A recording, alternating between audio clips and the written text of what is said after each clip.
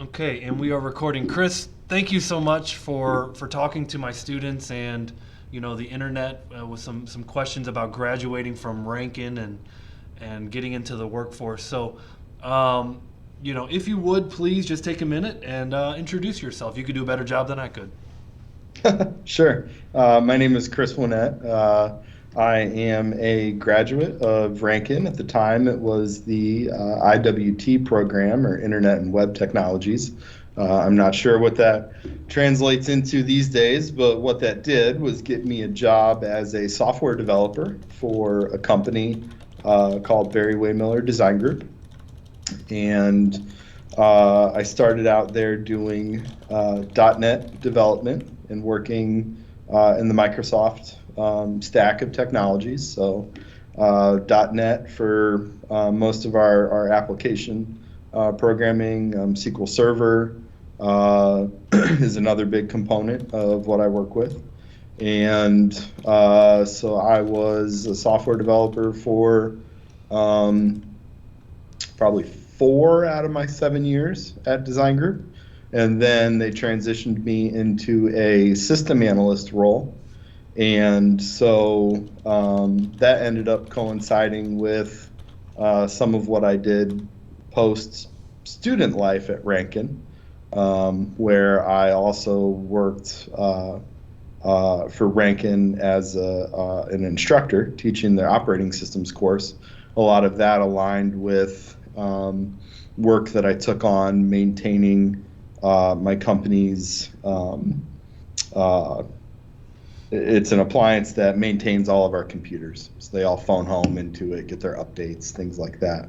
So I kind of have my hand in a lot of little things in the company, and it's a lot of fun. Nice. And so, can you tell us a little bit more about Barry Wehmiller Design Group? Like, what do they do? Sure. What kind of software Sure. do you build, or did you build? So Barry Wehmiller is our parent company, and it's probably one of the biggest companies in St. Louis that nobody's heard of. It's a big conglomerate of manufacturing companies, and the company that I work for is Barry Wehmiller Design Group, which is the professional services and consulting aspect of Barry Wehmiller. So while all of Barry Wehmiller is building widgets and working in a factory, our employees are engineers who work for, you name it. We're probably helping anybody you can think of, from Pepsi to Anheuser-Busch to Tesla to, whomever needs engineering services. That's what we do. Anybody and everybody. Anybody and everybody. Yeah, our customer database is vast and varied, and so we have roughly 40 offices across the country and also in Chennai, India. Wow. And so we have about 1,500 engineers, excuse me, that work for Design Group. And then as far as how I fit into that with the system analyst role, specifically I'm on the business applications team at Design Group. And so we maintain our company's intranet. We maintain the financial systems that everyone puts their time and expenses into. We maintain our reporting environment. So as engineers work on projects and put time and expense, the leadership across the firm wants to be able to pull out reporting and see how those projects are going. So we help maintain those tools, whether it's a custom reporting environment that the team I'm on has built, or whether that's making use of Power BI and more cloud technologies up in Azure. We work with those as well. Yeah. Well, that's impressive. I mean, congratulations on congratulations on Thank you. Finding a good career, and Yeah, thank you. I'm impressed. I see the blurred background. I'm assuming that means you're working from home. I am. And so, is that the trend, the foreseeable future, or what's going on there? So as far as my company goes, I was pretty much 100% work from home for, from March of 2020 up until fairly recently. um, I think it was, I don't know, over the last 6 months at least, that more people started going into offices. Depending on what your role might be, that's going to probably dictate what your life kind of looks like. If you're boots on the ground, an engineer who's building a plant, you're probably going to need to go into that plant. If you're,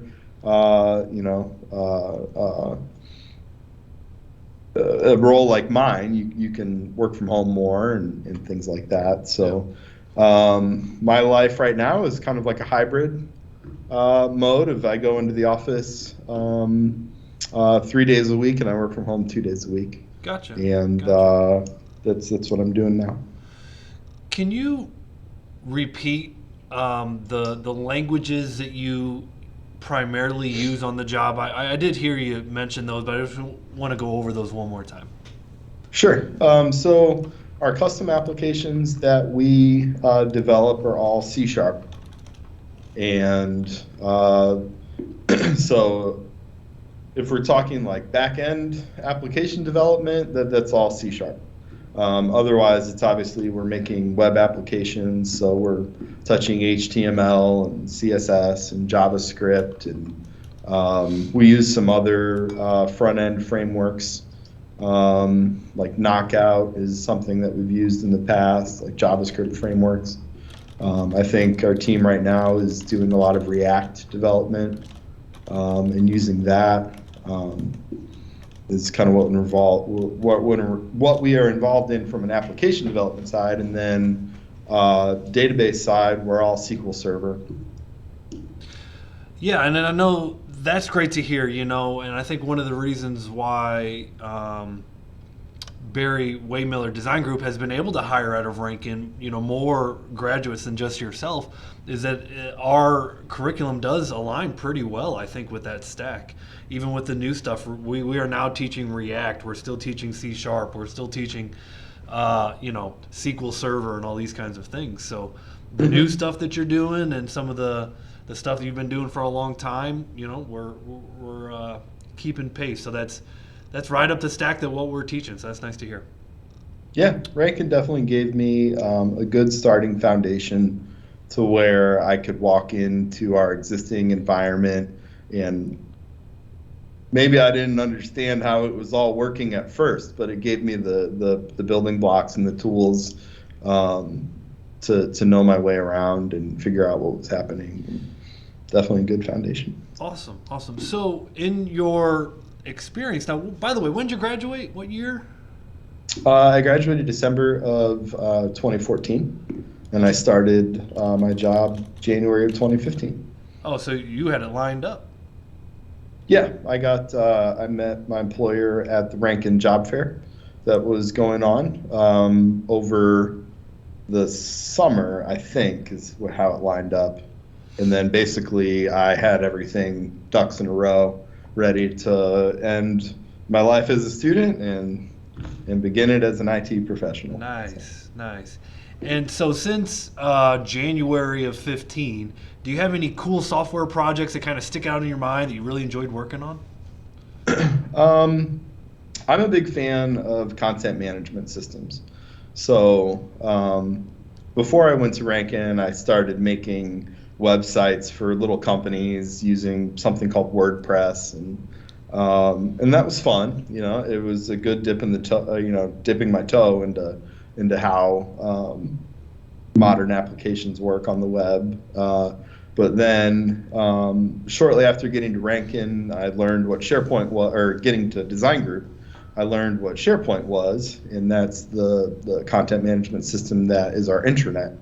And they immediately let me upgrade that from SharePoint 2010 to 2013. And that was a massive project for someone who was kind of brand new to the technology, didn't know what it was before, and all of a sudden I'm having to wrangle 3 servers in a farm together and upgrade those onto the right version, and wade through Microsoft documentation and learn, all these things. Sounds And nerve-wracking is what it sounds like.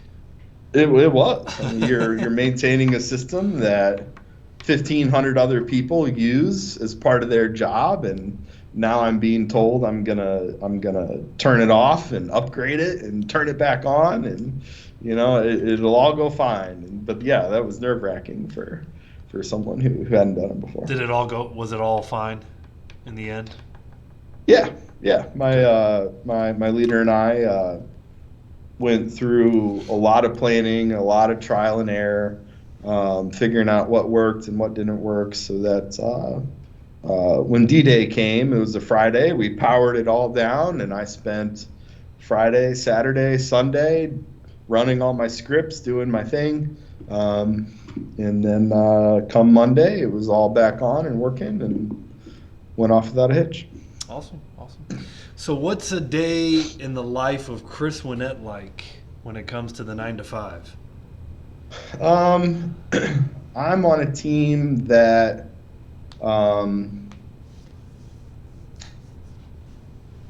we maintain all the systems that other people use. So to put it in perspective, we maintain the financial system, but we're not the accountants. We maintain our intranet, but we don't write all the content that's on it. So really, my job involves, for lack of a better analogy, putting gas in the car for other people to go drive it. And so that means that I'm involved in a lot of little things, from our help desk and fielding tickets from users because maybe they're having problems uploading a file into a proposal system that we built. I before I got on this call, I helped a user do exactly that. We're also running our financial system, so I'm fielding tickets and things like that from project accountants who might be trying to update financial information for a project, and maybe they're having an issue. To the development and new applications that we're doing, I might be shifting in and out of Azure DevOps, if you're familiar with that tool, and planning out work in there. I don't do as much just pure writing code anymore these days. I've kind of shifted to maybe a little higher role from that, as far as just a different aspect of the application lifecycle. Nice. I wear a lot of little hats and jump in and out of a lot of little things, and it's fun. I never wanted to go just make a widget and only make that widget and just do that over and over. I wanted to be able to interact with different people, different groups, and so that's what I get to do a lot of the day.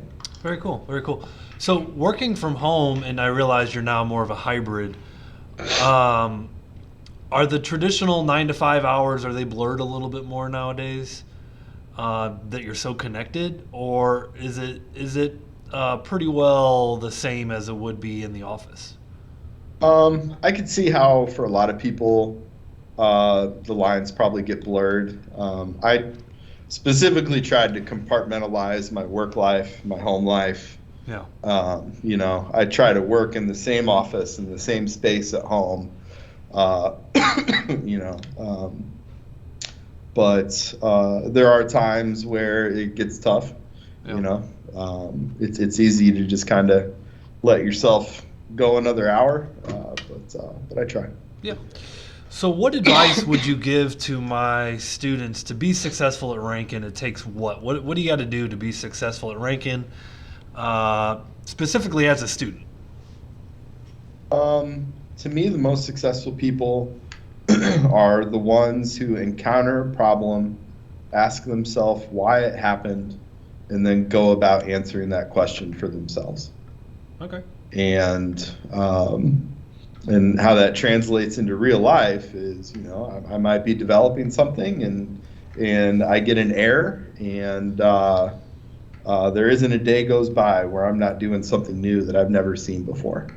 And sure, someone else might be able to answer my question, but I'm interested in people who can figure it out for themselves, or at least take the initiative to go search out documentation, go search out forums and things like that. And if you can take that initiative, I think, then you'll be successful at Ranken. You'll be successful in your job, everywhere else. Cool. Yeah, great advice. And then a follow-up to that question is, okay, you graduate Ranken, you're looking to get your first job.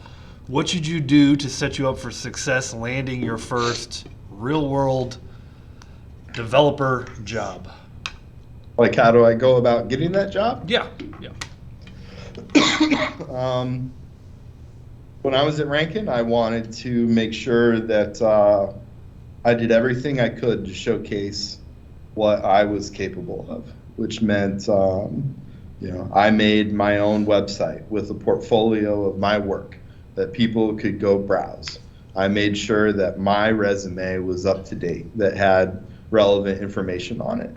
I made sure that all of my ducks were in a row so that when it came time for me to meet employers, I could show them exactly who I was and what I did and what I could do for them. Yeah. If that makes sense. Yeah. Great answer. Very broadly speaking, now let's say you graduate, you're looking for your first job, in 2022. What kind of salary expectations would you think are healthy for someone to have?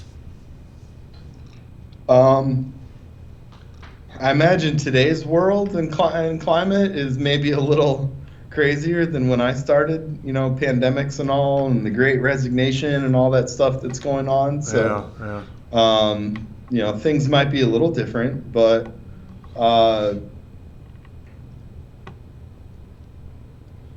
I wanted to be realistic in my expectations, which to me meant I knew I wasn't going to get out of Ranken making $100,000 a year. Right. As my first developer job. But I had previous experience, out in the real world working for companies and things like that. So I knew kind of a target of where I needed to be. Maybe I'm not giving you the answer that you really want. I think people need to be realistic with themselves. You need to go out and look at the various different sites, whether it's Monster or Indeed or Glass something. Glassdoor, yeah. Glassdoor, and take all those things into account and do your research and do your homework. See what is actually real out in the market, and for me, I valued my experience. I knew that even if I wasn't making what I wanted to initially at the start, if I work hard and keep going, it's going to go up. And so that's what I focused on. I appreciate that. No, I think that's a good answer. And so one off the cuff question here, you still holding your Dogecoin? I turned Dogecoin into a drone. All right. Because I bought maybe like $20 of Dogecoin in like 2018 or something, and just kind of forgot about it. And that ballooned into like $600, and so I bought a drone. But I don't think I have any Dogecoin right now. I'm heavily into Ethereum. Oh, yeah. You probably buy a little bit more than a drone with that. But that's funny. I think you're the only one that I know that was in Dogecoin like 5 years ago, Just as a joke, obviously, that's what the whole thing was created for. But, hey, you got in and whatever. You forgot about it, and there you go. What kind of, I always like a laughed DJI? that I bought my first Bitcoin from a ATM in a movie theater. That's where I bought my first Bitcoin. Yeah. Was at the Galleria. They like just have an ATM sitting there.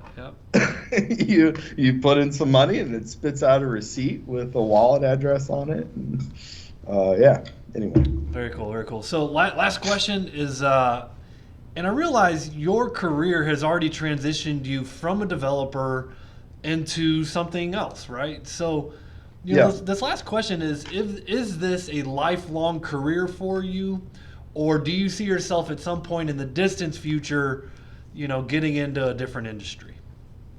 No, for me, this is absolutely my career.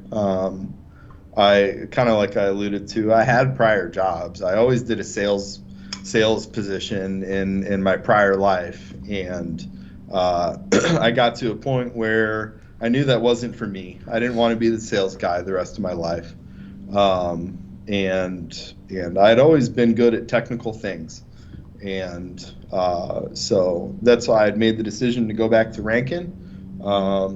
I'd kind of taken my technical career as far as I knew how to get it myself, and Rankin helped me get over that hump of what do I do next, and that got me my job as a developer, which is what I always wanted to do, but now I see myself always being technical, and taking this path wherever that goes.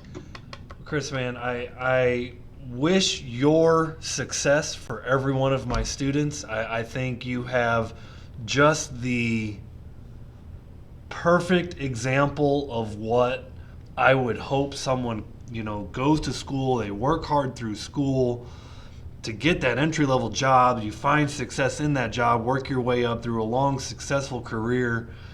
And as long as, as far as I can tell, as long as you want to be in this industry and you keep doing what you're doing, you're going to have success doing that. So you've had a tremendous career of success, and I think you're just a great example for all of our students. So, Thank you. yeah, man. Thanks for taking 30 minutes out of your day to answer some questions. And with that, I've got a hybrid class going on right now.